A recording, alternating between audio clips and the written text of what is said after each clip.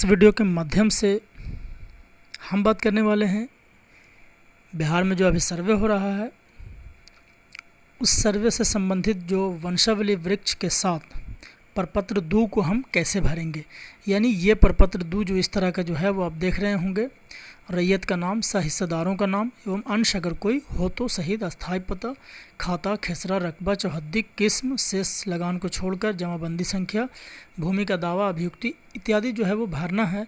और इस फॉर्म को भरने में बहुत सारे साथी जो है वो गलती कर रहे हैं। तो चलिए हम बिना देर किए हुए शुरू करते हैं। देखिए, ये है वंशावली वृक्ष और एक व्यक्ति हैं जिनका नाम है राम। इनका नाम है राम, आप देख रहे होंगे ये राम है और इनका बेटा जो है वो श्याम है। हम अभी एक बेटा, दो बेटा, तीन बेटा, इस तरह से हम आगे आगे बढ़ेंगे। यानी कि ये व्यक्ति राम के एक ही बेटा है जिनका नाम श्याम है और जो राम है उनकी मृत्यु हो गई है। ये जो है वो मृत व्यक्ति हैं, इनकी मृत्यु हो गई है। तब जाहिर सी बात है कि उनका जो उत्तराधिकारी होंगे वो ये श्याम होंगे। तो अब हम प्रपत्र की ओर चलते हैं कि हम उसको कैसे भरेंगे। तो आप यहाँ पर देख लें कि ये राम हैं, ये मृत हैं और उनका एक ही बेटा है। तो देखिए, आप तो ये जो ऊपर वाला राजस्व ग्राम थाना नंबर वो अपने हिसाब से आप भर लेंगे। रसीद, खेत का रसीद जो होता है, लगान रसीद, उससे भी भर लेंगे, है ना। हम अभी बात करते हैं इस प्रपत्र को भरने के लिए। कहता है रैयत का नाम, हिस्सेदारों का नाम। अगर हिस्सेदार होते, अगर इनका एक और बेटा होता तो उसके नीचे हम लिखते हैं। इनका कोई भी बेटा नहीं है, इसीलिए सिर्फ श्याम का ही नाम लिखेंगे। यहाँ लिखे हैं श्याम, पिता का नाम है राम, है ना। आप देख रहे होंगे श्याम, पिता का नाम राम और अंश एक अंश के मतलब पूरा ये जो है वो उनका हकदार है। यानी कि अगर 100 डिसमिल उनके पास है तो इनका बेटा जो है वो पूरे 100 डिसमिल का हकदार होगा। यहाँ तक आप समझ रहे हैं। उसके बाद जो है वो आप अपना खाता संख्या यहाँ दर्ज करेंगे। खाता संख्या जो कुछ भी हो सकता है, मान लेते हैं कि खाता संख्या 1 है। ये जो हम लिख रहे हैं वो एक डेमो है, किसी का इससे पर्सनल डेटा लीक होने का कोई ख़तरा नहीं, किसी का पर्सनल डेटा हम इसमें इंक्लूड नहीं कर रहे हैं। मान लेते हैं कि खाता संख्या 1 है और प्लॉट संख्या इनका 12 हो, है ना, 12। यानी खेसरा को ही हम प्लॉट कहते हैं। और रकबा, है ना, रकबा की बात करते हैं तो रकबा को बोलते हैं यानी पूरा एरिया कितना है, इनके ज़मीन इनके पास कितना है। तो मान लेते हैं कि इनके पास 100 डिसमिल है ना। कितना है? 100 डिसमिल ज़मीन इनके पास है। और चौहद्दी की जहाँ तक बात आती है तो चौहद्दी में उत्तर, दक्षिण, पूरब, पश्चिम में जो भी होंगे उनका नाम यहाँ पे हम लोग लिख देंगे। चौहद्दी की बात करते हैं तो यहाँ पर देखिए उत्तर, दक्षिण, पूरब, है ना। देखिए चौहद्दी में हम लोग लिखेंगे यहाँ उत्तर, दक्षिण, पूरब, पश्चिम, यानी एक ही कॉलम में भर जाएगा वो। तो उत्तर में जो होंगे उनका नाम लिखेंगे, दक्षिण में जो होंगे उनका नाम लिखेंगे, पूरब में जो होंगे उनका नाम लिखेंगे और पश्चिम में जो होंगे उनका नाम लिखेंगे।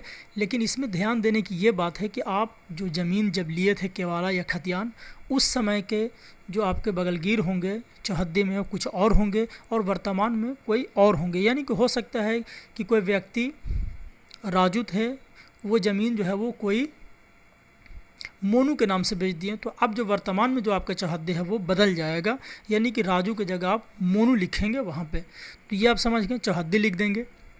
और यहाँ पे आप अंश भी समझ गए होंगे। यहाँ पे आप देख रहे हैं अंश जो है, यहाँ पे अंश जो है वो 1 है ना, एक ही है।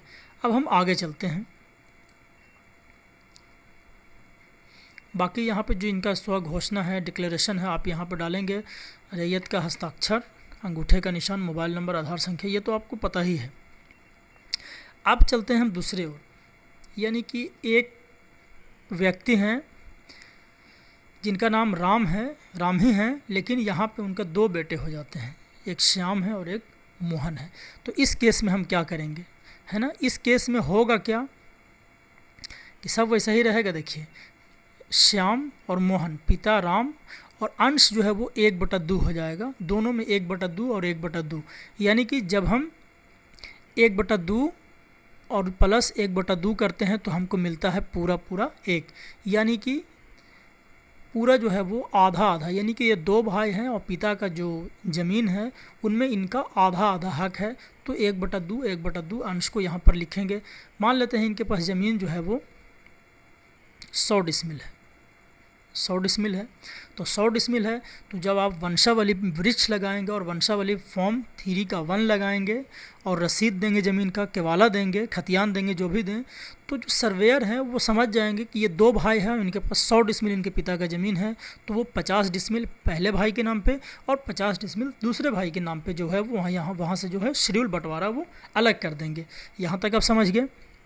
और बाकी जो आपका ज़मीन का किस्म है, धनहर है, फीट है, मकान का है, और लगान जो है यहाँ शेष को छोड़कर लगान, तो आप जो आपका रसीद जो है वो खेत का जो लगान रसीद जो होता है उस पर आपका लिखा हुआ है, शेष को छोड़कर जो है वो आप 10 रुपया लगभग होता है वो आप लिख देंगे।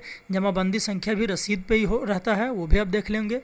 जमाबंदी संख्या 2 तरह का होता है, एक होता है जमाबंदी संख्या और एक होता है कंप्यूटराइज जमाबंदी संख्या। अभी जितने भी 2-4 साल पहले की ज़मीन है उसमें सारा पे जो है वो कंप्यूटराइज जमाबंदी संख्या आता है, और जो पहले का जो ज़मीन था उस पे जो है वो जमाबंदी संख्या, यानी कि 2 तरह की जमाबंदी, एक जमाबंदी और एक कंप्यूटराइज जमाबंदी होता है। तो आप लगान रसीद पे इन सब चीज़ों को आप देख सकते हैं, बाएं साइड के आपको कॉर्नर पे मिल जाएगा ये चीज़। तो यहाँ पे आप देख लिए, ये जो राम हैं इनके 2 बेटे हैं श्याम और मोहन। इनकी जो है वो राम जो है इनकी मृत्यु हो गई है ना। अब इन ये जो है वो मृत व्यक्ति हैं और इनके जो उत्तराधिकारी हैं वो जो है वो एक श्याम है और एक मोहन है। तो दोनों जो जाहिर सी बात है कि आधे आधे का हकदार हैं। तो उसी तरह से जो है हम यहाँ पे जो है फॉर्म 2 को यहाँ पे भरेंगे। देखिए, श्याम का जो अंश होगा वो 1/2 होगा और राम का अंश जो होगा, मोहन का अंश जो होगा वो भी 1/2 होगा। अब हम इसके बाद आगे चलते हैं, यहाँ पर देखते हैं। देखिए, अब एक व्यक्ति राम है, अब इनके पास 3 पुत्र हैं, है ना, ध्यान दीजिएगा। इनके पास अब क्या है, 3 पुत्र हैं इनके पास, है ना। देखिए, ये जो है वो राम है, इनके पास 3 पुत्र हैं।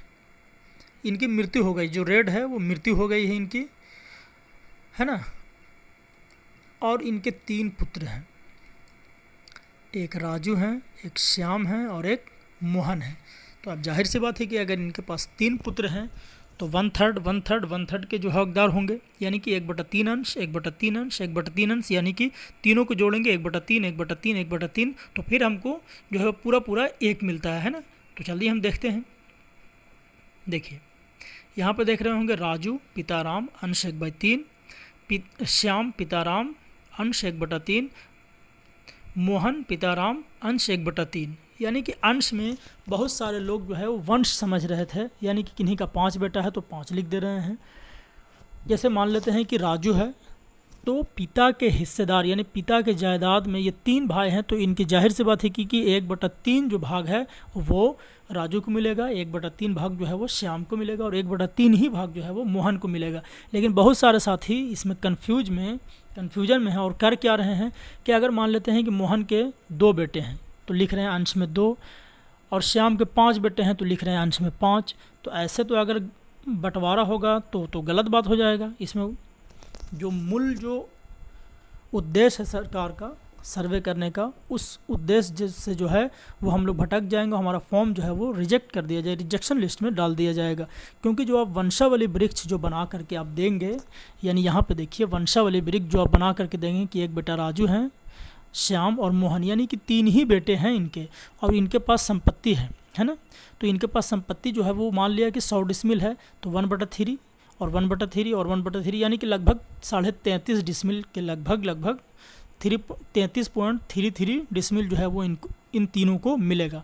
तो आप यहाँ भी समझ गए होंगे कि राजू है पिता राम अंश जो है वो इनको 1/3 मिलेगा, इनको भी 1/3 मिलेगा और इनको भी 1/3 मिलेगा, यानी कि तीनों पुत्र को 1/3 ही अंश जो है वो मिलेगा।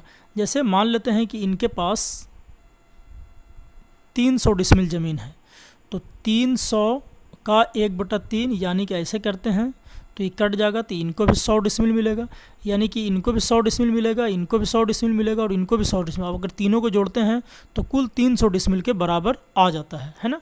तो इस तरह से जो है वो बंटवारा होगा। अभी और हम देखते हैं यहाँ तक समझ के कि अगर 3 बेटा होगा तो अंश जो है वो हम 1/3 बैठाएंगे। अब फिर आगे चलते हैं। देखिए ये है राम और इनके 4 बेटे हैं, राजू, श्याम, सोनू और मोहन, है ना। तो अब जाहिर सी बात है कि राजू जो होंगे पिता के संपत्ति का 1/4 हिस्सेदार होंगे, ये भी 1/4 हिस्सेदार होंगे, ये भी 1/4 और ये भी 1/4, यानी कि 1/4, यानी कि 1 रुपया है और 4 लोग हैं तो 25-25 पैसे के हकदार होंगे, यानी कि चमन्नी, यानी कि चौथाई भाग। तो हम आगे देखते हैं कि इसको कैसे समझते हैं। तो राजू, श्याम, सोनू और मोहन और इनके इन चारों के पिता कौन है? राम है और इनकी डेथ हो गई, ये मृत हैं, यानी कि मृत्यु हो गई इनकी। तो वंशावली जो है वो प्रस्तुत करने के बाद ही जो है वो सेपरेशन होगा पूरे ज़मीन का। अब देखिए कहता है राजू पिता राम अंश 1/4, श्याम पिता राम अंश 1/4, सोनू पिता राम अंश 1/4, मोहन पिता राम अंश 1/4, है ना। यानी कि जितने भी, अगर 5 बेटे होते तो 1/5 लिखते, 6 बेटा होते तो 1/6 लिखते, है ना। इस तरह से जो है वो हिस्सेदारी जो है वो बटेगा। अब हम बात करते हैं इसमें अस्थाई पता। तो आप अपना अस्थाई पता ग्राम लिखेंगे, थाना लिखेंगे, पोस्ट लिखेंगे, जो भी हो। उसके बाद कहता है खाता संख्या। तो खाता संख्या आपका जो लगान है या आपके पास खतियान है, केवाला है, जो कुछ भी हो, आप वहाँ से आप खाता संख्या और प्लॉट संख्या, यानी इस खेसरा को ही हम प्लॉट संख्या भी बोलते हैं, प्लॉट भी बोलते हैं। और रकबा, एकड़ और डिसमिल। देखिए हम लोग के यहाँ जो है वो कट्ठा चलता है, धूर चलता है, धुरकी चलता है, फुड़की चलता है, यानी कि इस तरह के जो है वो पैमाने होते हैं। लेकिन सरकार के पास जो चलती है वो रकबा जो है वो एकड़ में और डिसमिल में चलती है ना। तो यहाँ पे अगर मान लेते हैं कि आपके पास सिर्फ 2 डिसमिल, 3 डिसमिल, 4 डिसमिल ऐसे करके अगर ज़मीन हो, यानी कि 100 डिसमिल जब होगा तो आपका 1 एकड़ हो जाएगा। यानी कि 100 डिसमिल से पहले है तो एकड़ वाले में आप 0 लिखेंगे और डिसमिल वाले में जितना होगा, मान लिया कि 70 डिसमिल है तो 0 एकड़ 70 डिसमिल। अगर 110 डिसमिल ज़मीन है तो 1 एकड़ 10 डिसमिल हो जाएगा। इस तरह से आप चेंज करेंगे। अब कहता है चौहद्दी। तो आप अपने प्लॉट पे जा कर के खड़े हो जाएंगे, है ना। देखिए हम वही बात करते हैं। मान लेते हैं कि ये आपका प्लॉट है ना, उत्तर, पूरब, दक्षिण, पश्चिम, है ना। इधर मान लेते हैं कि इधर ए है, इधर आपका बी है, इधर सी है और इधर डी है ना। तो आप चौहद्दी में लिखेंगे कि उत्तर में ए है, पूरब में बी है, जो भी हो आपके जो दिशा के हिसाब से उनका नाम लिखेंगे, है ना। वहाँ पे लिख देंगे, यहाँ पे चौहद्दी में, यहाँ पे उत्तर, दक्षिण, पूरब, पश्चिम यहाँ पे लिख देंगे। ज़मीन का किस्म किस तरह का है, अगर धान की खेती है तो धानहर लिख देंगे, घर का है तो मकान वाला लिख देंगे, भीठ लिख देंगे, है ना।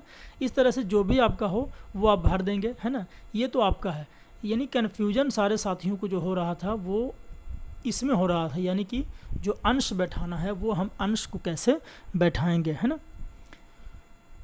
अगर 5 बेटे होते तो सब में हम लिखते हैं यहाँ पे 1/5, 1/5 और 1/5 जो है अंश जो होता है, अंश में हम लोग 1/5 करके देते। अगर 1 बेटा है तो सिर्फ अंश 1 ही लिखे हैं। अगर 2 बेटा है तो 1/2, 1/2 यानी कि आधा आधा करके लिखेंगे। अगर 3 बेटा हो तो 1/3, 1/3 करके लिखेंगे। अगर 4 बेटा है तो 1/4, 1/4 करके लिखेंगे। ये बहुत ही आसान है। तो हम आशा करते हैं कि आपको जो है वो ये वीडियो जो है वो समझ में आ गया होगा। वंशावली जो वृक्ष के साथ जो है प्रपत्र दू जो भरना है वो आप भली भांति समझ गए होंगे। एक छोटा सा रिक्वेस्ट है कि आप हमारे चैनल पर अगर नए हैं तो चैनल को सब्सक्राइब कर लीजिए। अगर हमारे सब्सक्राइबर हैं तो और भी साथियों तक शेयर कीजिए और वीडियो को शुरू से लेकर के अंत तक एक बार अवश्य देखेंगे ताकि आपको जितने भी कन्फ्यूजन हैं वो क्लियर हो जाएंगे। हमने बहुत ही शॉर्ट में बताया है और इन सब चीज़ों को जो यहाँ पे हम बता रहे हैं, इन सब चीज़ों को आप अपने लगान रसीद, खतियान या फिर केवाला आदि से आप देख करके और इसमें भर लेंगे। ये बहुत ही आसान है। हम जो इसमें मुश्किल पड़ाव था हम उसको बता रहे हैं आज कि अंश को कैसे करेंगे। देखिए यहाँ पे फिर से एक बार देख लीजिए, राम है उनका एक ही बेटा है तो ये पूरा 100 का 100 हकदार हैं, इसीलिए अंश जो है वो एक ही है, एक ही अंश में है। यानी कि एक ही जगह जो है वो ये इनकी ज़मीन जो है वो बटेगी और कहीं नहीं जाना है। यानी कि बाप का नाम चेंज करके, यानी पिता का नाम चेंज करके और बेटा का नाम जो हो जाएगा और पूरा अगर 100 डिसमिल है तो 100 डिसमिल जो है वो श्याम के नाम पर कन्वर्ट कर दिया जाएगा। लेकिन अगर श्याम के भाई एक और होते तो 50-50 डिसमिल के हकदार होते, तो 1/2 और 1/2, यानी कि 100 डिसमिल का 1/2 50 डिसमिल, 100 डिसमिल का 1/2 50 डिसमिल, यानी दोनों भाइयों को जो है वो 50-50 डिसमिल मिल जाता। तो आप ध्यान रखेंगे कि अगर एकड़ में हो तो 1 एकड़ बराबर 100 डिसमिल होगा, आप उसको पहले डिसमिल में चेंज कर लेंगे और जो डिसमिल होगा उसमें जोड़ देंगे। मान लेते हैं कि किन्हीं के पास 1 एकड़ और 20 डिसमिल भूमि है, तो 1 एकड़ बराबर 100 डिसमिल और ये 20 डिसमिल, यानी कि टोटल इनके पास 120 डिसमिल हो गया। अब 120 डिसमिल अगर ये 2 भाई हैं तो इनको 60-60 डिसमिल होगा, है ना। इस तरह से आप पहले उसमें देख लेंगे कितना है, यहाँ पे भर देंगे जो रकबा है एकड़ डिसमिल, यहाँ पे भरेंगे। वो जो सर्वेयर है जब उनके पास आपका पोर्टल से जाएगा या ऑफलाइन जाएगा तो वो आपके वंशावली वृक्ष है उसके माध्यम से, लगान रसीद के माध्यम से, केवाला के माध्यम से, खतियान के माध्यम से, बहुत सारे माध्यम हैं, उन सब से जो है वो आपके फ़ाइल को देखेंगे और देखने के बाद जो है वो उस पर वो कृत कार्रवाई जो है वो करना प्रारंभ करेंगे। तो दीजिए इजाज़त, फिर मिलेंगे नए वीडियो के साथ। धन्यवाद।